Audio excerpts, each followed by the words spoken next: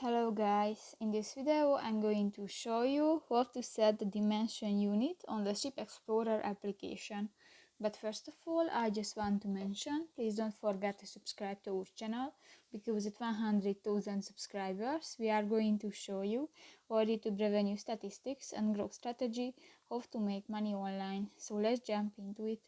First of all, open the application on your device.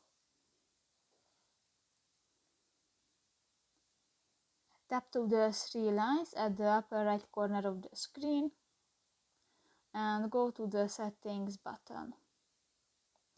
At the left side on the screen, in the unit section, you can find the first option, the dimension, and here you can choose feet or meters unit. And if you select, just click to the selected unit and click to the circle and on. So that's pretty much it for this video, guys. See you in the next one. Bye bye.